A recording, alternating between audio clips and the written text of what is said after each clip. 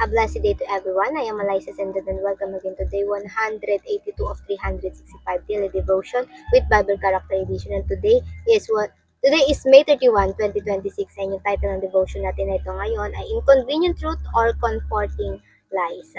So si Jehoiakim, yung character nating tatalakayin ngayon. And siya yung isa pang anak ni Josiah. So si Jehoiakim became King Necho of Egypt in replies of his brother Jehoahaz.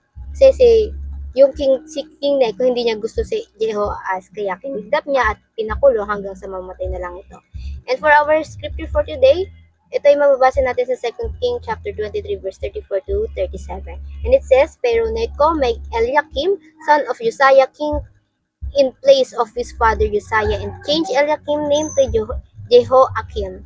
But he took Jehoahaz and carried him off to Egypt, and there he died.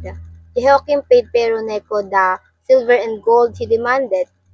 In order to do so, he taxed the land and exacted the silver and gold from people of the land according to their assessment.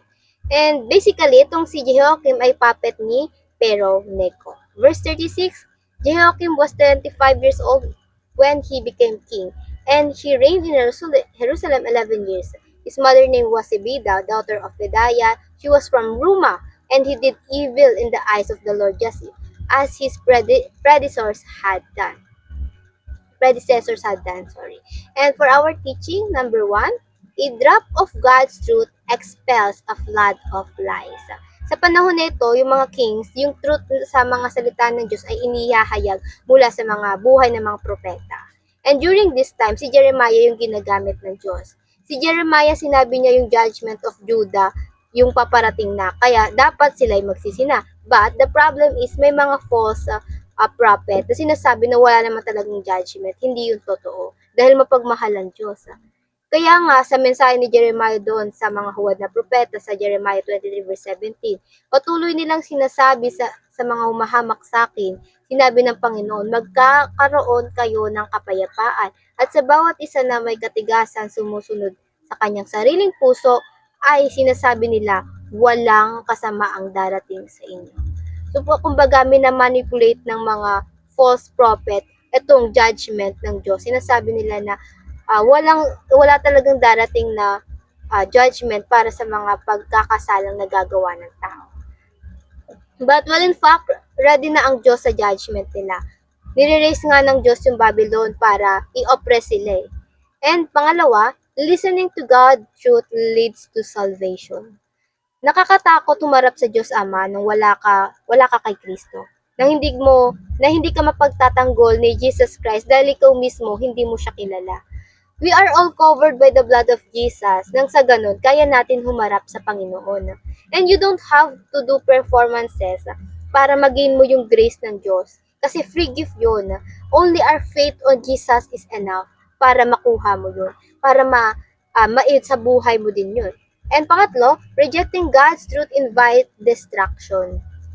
Itong si Jehoiakim may pagkama-pride. Dahil marahil nire-rebuke na siya ng mga propeta noon, sinasabi nito yung mga distraction paparating sa kanya. Pero instead na makinig, ipinapatay niya yung mga propeta or yung propetang nagre-rebuke sa kanya. Ayaw niya sa negative. But that is the inconvenient truth. The inconvenient truth make us repent. And for our application, number 1, recognize that God's truth can be painful. Ang Diyos, when He rebukes people, hindi siya yung nang-baby pa. Directly, ipaparamdam niya sa'yo the true posture of your heart. Kung nasa Kanya ba talaga yan o hindi. Now, it's the matter of how we respond. Do we listen and repent or ignore Him and turn away? Recognize that God's truth can be painful. So, kapag nasaktan ka sa salita ng Diyos, that is the proof na hindi comforting lies yung gusto niyang i-live up mo.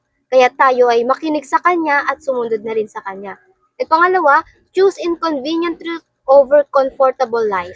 So sa tao, piliin mo yung taong nagsasabi sa'yo ng katotohanan even though masakit. Kasi sila yung tunay na may paki sa'yo.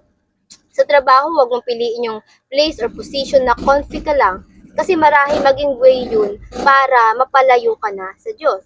And ask for God's courage to choose truth over comfortable lies, and faithfulness over convenience.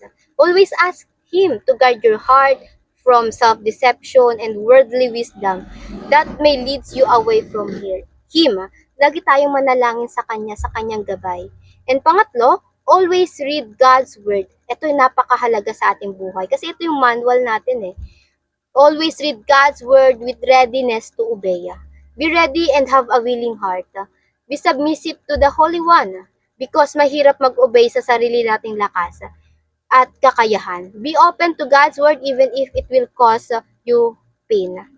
Humbly accept His truth even when it exposes your sin, challenges your desires, and correct your ways.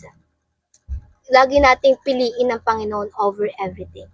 And now, para naman sa ating reflection, why do we have to read the Bible with readiness to obey? And ayun lamang po for our devotion for today. And before we finally end, let's have a short closing prayer. And let's pray, everybody. Our Father in heaven, thank you for giving us your words, Lord God, na siyang nagtutuwid at nagko-correct sa posture ng aming mga puso. Lord, we pray you, Lord God, na hindi mo kami i-abandon na, Lord, at pabayaan, Lord God. Always correct us, Lord, in a way na nakalulugod sa inyo. Help us to worship you, Lord God, na karapat-dapat para sa inyo, Panginoon. Lord, help us to walk with you and to walk to the path you prepared for us, Lord God. We want to honor you in our life, Lord God. So gamitin mo kami, Lord, nang maitaas namin ang iyong pangalan at maturo namin ang bang tao palapit sa inyo, Panginoon. Yun lamang po, in Jesus' name I prayed.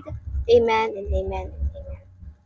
At ayun lang po, I hope marami tayong natutunan at matututunan pa. Ang Diyos nawa ang magbigay sa atin ng pagpapala ngayong araw. See you again tomorrow for our devotion. Have a nice day ahead and God bless.